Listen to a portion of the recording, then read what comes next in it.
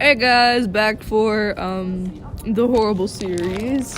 We're just going to chapter 4 today because I am a lazy bitch. Yeah, and then we might just record us talking for the rest of it if my mom's not here by then. Probably.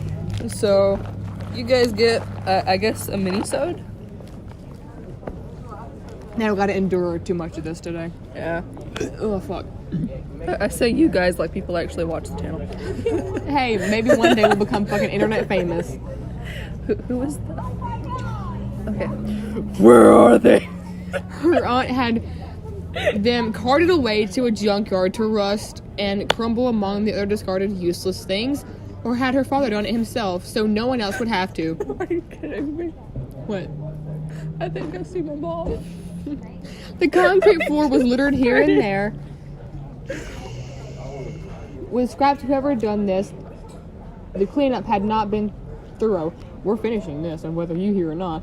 Charlie knelt and picked up an oddly shaped scrap of wood with a metal circuit board. She turned it over.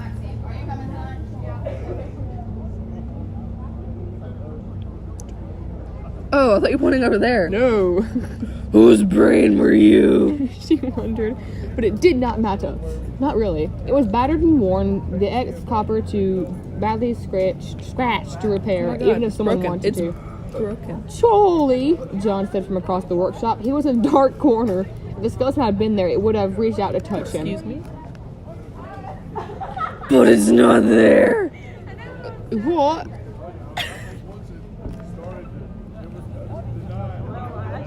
Come see what I found. John was standing beside her father's toolbox. He had stepped away as she came over, giving her space. Charlie knelt down before it. Okay, hold on. My mom just said, come on him. All she said. Okay, go on him. No. Do you get the joke? I'm gonna text you later. Come on him. Change C-O-M-E to C-U-M. Yeah, there you go. You got it. Why are you like this? I'm gonna text you later tonight just saying that. Okay. And you have to respond. Oh, the thing with the, he turned around and saw me slap the penis. Yeah, I'll probably just text you that and be like, hey, you want to role play now? Or we could do the Google stories. Ooh. Those things are great. Alright, I'll see you later.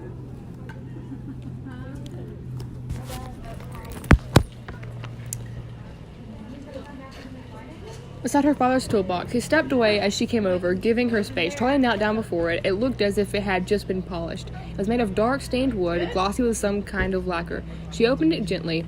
Charlie picked up an awl from the top tray and held it for a moment, the rounded wooden handle fitting to the palm of her hand as if it had been made for her use. Not that she knew how. The last time she had picked it up, she could barely fit her fingers around its base. She picked up the tool, one after another, lifting them from their places. The toolbox had wooden spaces carved out to fit the precise shape of each of them. All the tools were polished and cleaned, their wooden handles smooth and metal unrusted.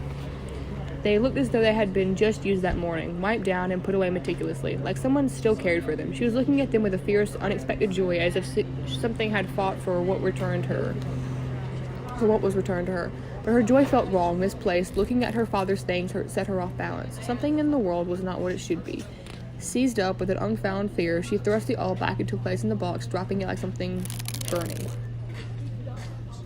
She closed the lid, and she did not stand. The memory overtook her. She closed her eyes, not fighting against it. Her feet were wedged in the dirt, and two large, calculus hands were over her. Suddenly, there was a bright light. Charlie squinted, firmly impatient to see what was before her.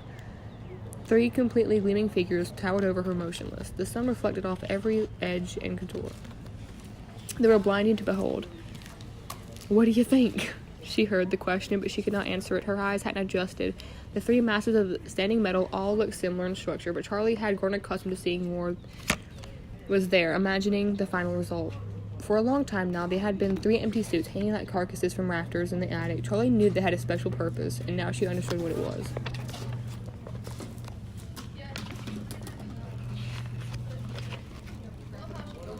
Two long beams protruded from the top of its head, one of the hulking masses. Head itself was solid and skull-like. The beams looked as though had violently thrust there.